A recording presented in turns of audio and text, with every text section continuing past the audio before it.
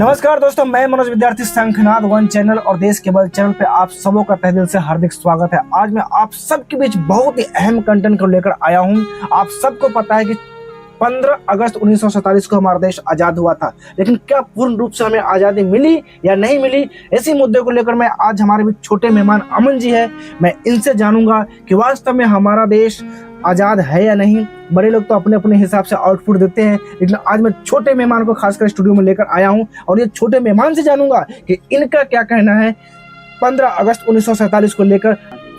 अच्छा अमन जी, आप मुझे ये बताइए कि 15 अगस्त 1947 का जश्न पूरे भारत में मनाया जाता है कि हमारा देश आजाद है। आप मुझे ये बताइए, क्या पूर्ण रूप से हमारा देश आजाद है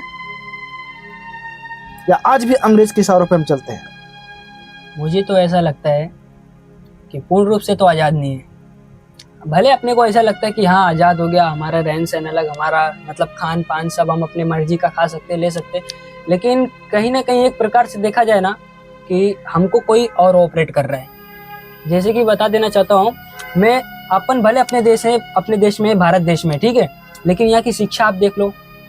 शिक्षा अपने देश में जो भाषा है ना अपनी हिंदी राष्ट्रभाषा, हम उसको सम्मान इतना नहीं देते जितना अंग्रेजी को देते हैं। आजकल के माता पिता को आप देखोगे ना तो बच्चे को अंग्रेजी मीडियम के स्कूल से पढ़ाना चाहते हैं। क्यों? क्योंकि उससे अच्छा नाम मिलेगा, अच्छी जॉब मिलेगी, अच्छी प्रतिभा मिलेगी। मतलब अपन ना अपने देश में विदेशियों की नकल अभी भी कर रहे हैं। आप देखें तो हर प्रकार से आप ले लो, पहले गुरुकुल चलता था, बच्चों में अच्छे संस्कार दिए जाते थे। आज के बच्चों में देखो ना आप, कहाँ संस्कार है? बच्चों को देखो आप खाली, आज में कहाँ संस्कार है? रोड पे निकला रेत गाली गलौज और थोड़े से तनाव, थोड़े से मानसिकता आई नहीं कि सिगरेट बनाने लगे, चोरी घुमाने लगे।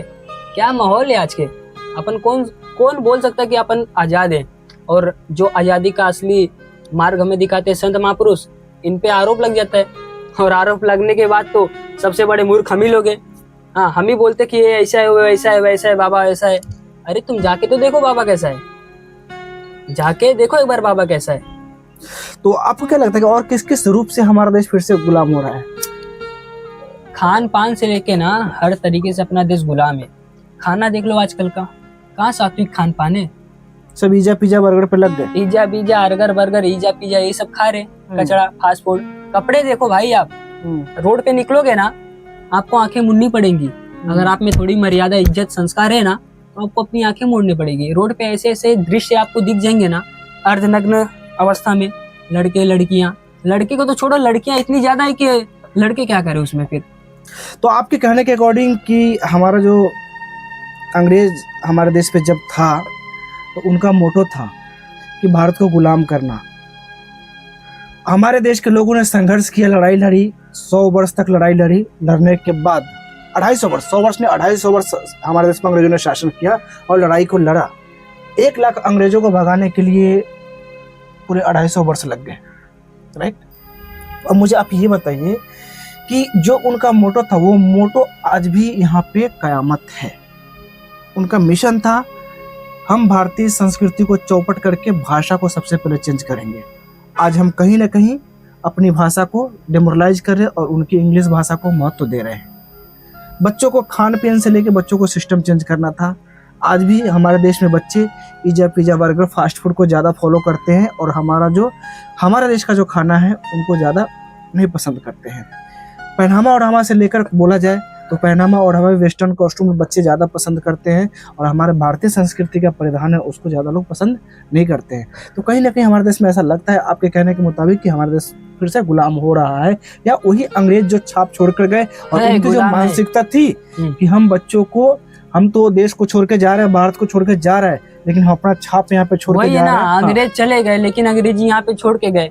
आजकल देखो ना आप कि माता पिता खुद, जो बच्चे के माता पिता हैं, वो खुद बच्चे को कॉन्वेंट स्कूल में डालना चाहते हैं। क्यों? क्योंकि मेरे बच्चे को इंग्लिश आना चाहिए, मेरे बच्चे को इंग्लिश बोलने आना चाहिए। और इसमें कहीं ना कहीं मेरे को सरकार की भी गलती लगती है, शिक्षा प्रणाली की भी गलती लगती है, क्योंकि वो अपने भाषा, अपने धर्म की भाषा, अपने देश की भाषा को इतना मायने नहीं रखते जितना अंग्रेजी को बढ़ावा दे रखे हैं मेरे भाई।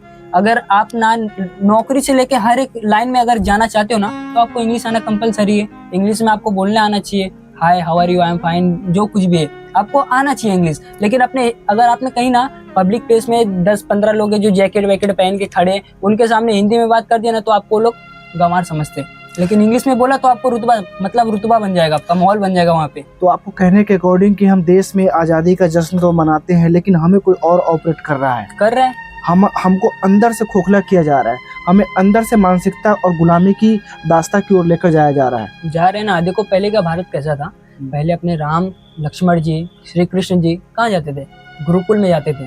तो उनका संस्कार कैसे था, प्रातः काल उठ के रघुनाथा माता पिता गुरु नावही माता। जब प्रातः काल में श्री राम जी उठते थे तो माता पिता को गुरु को पहले प्रणाम करते थे। लेकिन आज के बच्चों को देख लो आप, कहाँ वो संस्कार है। प्रातः काल उठ के मोबाइल दर्शनम, चाय कपम, व्हाट्सअपम, फेसबुकम, ट्विटर, इंस्टाग्राम। आज तो भाई इतना सब कुछ चल पड़ा है ना कि नींद में भी वही सब बकते रहते हैं। अरे इंस्टाग्राम पे उसने क्या स्टोरी लगाया है, मेरे को कल क्या करना है, मेरे को स्नैपचैट डालना है, मेरे को वहां जाना है। आजकल कहीं भी घूमते रहेंगे ना, ये बिल्डिंग देखे ना खींच के डाल दिए, आज मैं ये बिल्डिंग में गया था, स्नैपचैट स्टोरी बन गया। अरे भाई दिखावे में क्यों जीते हो आप। अच्छा एक चीज मैं और पूछना चाहता हूँ आपसे, आजकल गांव में आप जाएंगे ना तो गांव में भी थोड़ा सा शहरी जो वातावरण है ना वो ज्यादा असर कर रहा है। जैसे अंग्रेजों का जो मिशन था ना वो ज्यादा असर कर रहा है। जैसे आज गांव के बच्चों को भी, खासकर माता पिता जो है ना, अपने आप को बच्चों को सिखाते हैं हाय बाय गुड नाइट, ये सब चीज बच्चों को ज्यादा सिखाते हैं। जब कई पेरेंट्स से मैंने मिला, मैं बोला ये सब क्यों सिखाते हो यार, ये स्टैंडर्ड लिविंग है, हम बच्चों को स्टैंडर्ड बनाना चाहते हैं, कुछ अलग सीख देना चाहते हैं। मतलब ये इंग्लिश की भाषा जो हाय बाय, गांव में आपको पता होगा हाय मतलब एक बीमारी का नाम होता है, मतलब किसी को हाय नहीं लग जाना चाहिए, ये एक अपना हिंदी शब्द में एक बीमारी है। बाय, किसी को बाय ना हो जाए, बाय ना हो जाए, वो भी एक बीमारी है। तो ये अंग्रेजी शब्द है, बीमारी को लोग बच्चे को सिखा रहे हैं, हाय बोलो बाय बोलो। कोई माता पिता ये नहीं बोलते कि शस्त्रीय काल बच्चों को प्रणाम ये सब सिखाओ, नमस्कार सिखाओ, ये सब चीज सिखाओ, ऐसे कोई बात नहीं करता, लेकिन हाय बाय जरूर सिखाते हैं। तो सभी माता पिता को ना मैं यही कहना चाहता हूँ, बच्चे को बोलो हाय हेलो छोड़ो, जय श्री कृष्णा बोलो, जय श्री राम बोलो। अपन देखो पहले आप ना देखे होगे और अपने दादी अपने दादाजी से हमने कहानियां सुनी थी और देखते भी थे, गांव में रहे हैं। तो पहले क्या, जब एक दूसरे से मिलते थे ना तो बोलते थे राम राम राम राम राम राम। हाँ कैसे मतलब। और आजकल हाय बाय, क्या वंटा है, कैसा है, चलेगा क्या, इधर है क्या, रे वे वे, ये सब कोई भाषा है, कोई लैंग्वेज है, इसका कोई स्टैंड ही नहीं है भाई। और पहले अपन मिलते थे क्या, हाँ राम राम भैया कैसे हैं, अच्छे हैं, ठीक है। मतलब तुझ में राम मुझ में राम सब में राम समाया है, कर लो सभी से प्रेम, यहाँ पर कोई नहीं पराया है। और आज में देख लो हाय बाय, और आपके सामने हाय बाय कर रहे हैं और उसके बाद देख रहा है इसके इतने वो हैं, इसके इतने ही हैं। अब भी तो हाय बाय किया, लेकिन जाते ही तुरंत बुराई करना स्टार्ट कर दिया, ऐसा है। अच्छा एक चीज और बताइए, हाय बाय आज बच्चों को सिखा रहे हैं हाय बाय, आपको ऐसा नहीं लगता कि ये बच्चा जब बड़ा होगा तो वृद्धाश्रम में मम्मी पापा को हाय बाय करके डाल देगा? डालेगा ही, डालेगा ही, क्योंकि उसके सबसे देखो पाठशाला ना सबसे पहले अपने परिवार से, घर से शुरू होती है, माँ बाप से शुरू होती है। तो माँ बाप जैसे उसको संस्कार देंगे बच्चा वैसे ही करेगा। आजकल देखो ना बच्चे रोते हैं तो माँ बाप क्या करते हैं, उसके लोरी सुनाते नहीं है, कहानी नहीं सुनाते, सीधा मोबाइल पकड़ा देंगे, ले बेटा कार्टून देख कार्टून देख। कार्टून की बीमारी लगा दे, वो बच्चा भी कार्टून बन जाता है उसमें। अब जो चीज इंसान देखेगा समझेगा, वो बच्चा है, वो तो पैदा हो क्या है, उसको पहले से तो ज्ञान नहीं है ये सब क्या है। अब वो जो देखेगा जो समझेगा उसी को तो फॉलो करेगा ना। अभी आप मोबाइल उठाओ 2-3 मिनट आप कुछ और देखो, फिर उसमें कुछ ना कुछ उल्टा आ ही जाएगा, तो बच्चे का पतन होगा ही ना, कंपल्सरी बात है। तो ये सब कहीं ना कहीं बहुत अंदर लेवल से जो है, बहुत ही गहरे लेवल से षड्यंत्र कर किया जा रहा है। अरे भाई ये बहुत बड़ा षड्यंत्र है, बहुत बड़ा षड्यंत्र है। इसके प्रति एक संत ने आवाज उठाई, वो संत के बारे में बताना चाहता हूँ। वो संत का नाम है संत श्री आसाराम जी बापू, जिन्होंने अपना पूरा जीवन भाई समाज के लिए झोंक दिया, समाज के लिए अपना पूरा जीवन झोंक दिया। जवानी अभी देखो उनकी ना वृद्ध अवस्था है, लेकिन उनको जेल में रखा गया है, जोधपुर की जेल में। लेकिन उनका जो शरीर है ना, स्वास्थ्य उनका इतना खराब है, लेकिन उनको बेल पैरोल नहीं दी जा रही है। और वहीं पे देखो ना बड़े बड़े स्टार, बड़े बड़े सेलिब्रिटी ये लोग है ना, गलत काम करके जाते हैं, मर्डर करके जाते हैं, कुछ भी करके जाते हैं, पैसा फेंक के आ जाते हैं। और एक संत है जो निर्दोष संत है, 50 वर्षों से, अभी भी 50 वर्षों तो सेवा की उन्होंने, अभी भी उनके शिष्यों द्वारा सेवा चलती है। तो आप कहीं ना कहीं देखोगे ना, सर्च मारो खाली संत आसाराम जी बापू सेवा कार्य, आपको ये दिख जाएगा कि साल में 12 महीना होता है ना, उससे ज्यादा उनके सेवा कार्य चलते रहते हैं। कहीं ना कहीं देखो शरबत वितरण, छाछ वितरण, कई बच्चों में नोटबुक वितरण, पेंसिल वितरण, गरीब आदिवासी भंडारा, भजन करो भोजन करो पैसा पाओ योजना, ऐसा कोई योजना चला सकता है भाई? अगर गरीब है बेचारा, हाँ नौकरी की तो आजकल सबको लगी है, किसी को नौकरी नहीं मिल रहा, कोई मेहनत करके भी खाना चाहता है ना तो उसको नौकरी नहीं मिल रही है, तो बेचारा क्या करेगा, लूला लंगड़ा बनेगा, धर्म परिवर्तन करेगा, वही करेगा ना। लेकिन संत आसाराम जी बापू ने एक योजना चलाई, भजन करो भोजन करो पैसा पाओ योजना।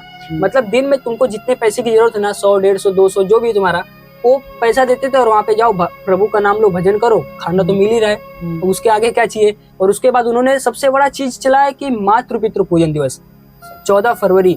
तो 14 फरवरी को देखो यहाँ भी आ गई, हम कैसे गुलाम है। 14 फरवरी वेलेंटाइन डे, वेलेंटाइन डे कोई और था, मरा गया कहाँ गया, लेकिन ये भारत में कचरा घुसा दिए। अब यहाँ की पाता हूँ ये है फलाने ढिकान, वासना अपन जगा रहे, लेकिन संत आसाराम जी बापू ने उसको देखा कि बच्चे यहाँ से पतन हो रहा है। क्योंकि देखो जो देश है ना, देश हमेशा संतों से चलता है, और संत क्या है मालूम है, संत देश की नींव है। अगर संत किसी भी देश को गिराना है ना, तो वहाँ के जो युवा पीढ़ी है ना, उनको तबाह कर दो, बाकी सब अपने आप गिर जाएगा।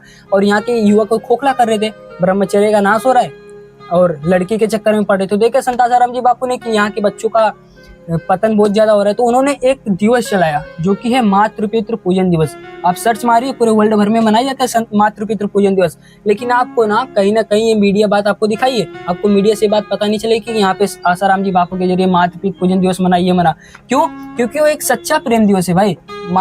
आप ही बताओ, सबसे ज्यादा प्यार आपको कौन करता है? अगर आपको चोट लगती है, कुछ होता है, तो आपको किसकी याद आती है सबसे पहले? माता पिता के। असल में सच्ची बात है, माँ बाप की याद आती है। क्यों? क्योंकि उन्होंने हमें बचपन से पाला पोसा। कुछ भी हो भाई, थोड़ा भी हाथ कटा, कुछ भी हुआ, दर्द हुआ, सिर्फ माँ की याद आती है। तो सच्चा प्यार कौन करता है? माँ करती है ना। तो वो संत आसाराम जी बापू ने दिखाया कि सच्चा प्यार कौन करता है, माता पिता करते हैं। और माता पिता से अगर आप प्रेम करोगे ना, तो आपके आयु, विद्या, यश, बल, ये सब तो ऑटोमेटिक बढ़ेंगे। अच्छा, एक सवाल आपसे, आप 15 साल के हैं, आप इतनी ज्ञान की बातें करते हैं, मतलब आप 15 साल के, आप इतनी ज्ञान की बातें करते हैं। आप मुझे एक चीज बात बताइए, आपको ऐसा नहीं लगता कि आजकल बढ़ते टेक्नोलॉजी के साथ इस तरह बच्चे बहकर गलत रास्ते पे जा रहे हैं, तो आप भी गलत संगत में नहीं जा रहे? हम गलत संगत में नहीं जा सकते। आपको कोई वैलेंटाइन डे मनाने का मन नहीं करता? हमको नहीं करता मन। क्यों? क्योंकि हमारे माता पिता ने हमें वो संस्कार दिया है, हमें गुरुद्वार पे लाया है। मैं संत श्री आसाराम जी बापू का शिष्य हूँ, साधक हूँ उनका। साधक है आप तो जी। आप अपने एज के बच्चों को क्या संदेश देंगे? मैं अपने एज के बच्चों को यही संदेश देता हूँ कि ये जो मनुष्य जीवन है ना, बहुत किस्मत से मिलता है मेरे भाई, और वो भी भारत देश में मिला है। तो इसका फायदा उठाओ, ना कि अंग्रेजी बकैती में अपना जीवन खपाओ। तो देखा दोस्तों, मैं 15 साल के ये युवा है, 15 साल के युवा बच्चा जो भी समझ लीजिए आप, मैं इनसे बात करने की कोशिश की। इन्होंने इतनी ज्ञान की बातें बताई ना, जो आजकल बड़े बड़े नेता, आपको बड़े बड़े जो साइंटिस्ट और पढ़े लिखे लोग हैं ना, वो नहीं बता सकते हैं। आपने देखा इनका सोच, इनका विचार देखा आपने, किस विचार की सोच के अनुकूल इन्होंने बात किया। जो इस एज के बच्चे खासकर होते हैं ना, गलत रास्ते पे जल्दी जाते हैं, गलत ट्रैक पे जाते हैं। बच्चे के अंदर ऐसी हार्मोन्स होती है कि गलत ट्रैक पे जल्दी एक्सेप्ट करते हैं, गलत ट्रैक को बहुत जल्दी एक्सेप्ट करते हैं। लेकिन ये बच्चा संस्कारी बच्चा है, बचपन से इनके माता पिता ने संस्कार दिया और इनको बाल संस्कार में लेकर संत श्री आसाराम बापू जी के संस्था से जोड़ा गया इनको। इसके वजह से इनके अंदर भारतीय संस्कृति के अनुसार इनके अंदर संस्कार है, और ये अपने संस्कार को पूरे मैसेज के माध्यम से पूरे देश के बच्चों को ये कहना चाहते हैं कि बच्चे हाईवे करना बंद कर दो, अपनी संस्कृति, अपनी पहचान को पहचानो। अगर अपनी पहचान, अपनी भारत माँ की पहचान को पहचानोगे तो शायद विश्व के लिए अच्छे काम कर सकते हो। आप दूसरे का नकल मत करो। इन्होंने 14 फरवरी वैलेंटाइन डे का जिक्र किया। मैंने इनसे यही सवाल किया कि 14 फरवरी के दिन क्या आपको वैलेंटाइन डे मनाने का मन नहीं करता? लेकिन उन्होंने क्या जवाब दिया कि नहीं, हमें बचपन से माँ बाप ने संस्कार दिया, हमें 14 फरवरी को मातृ पितृ पूजन दिवस मनाना है।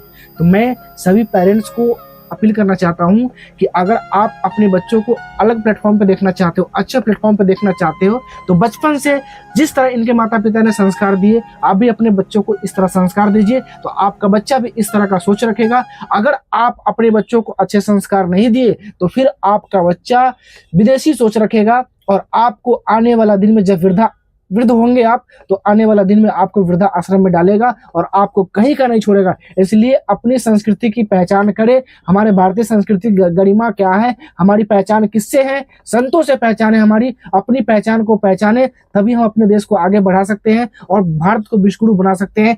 जय हिंद, जय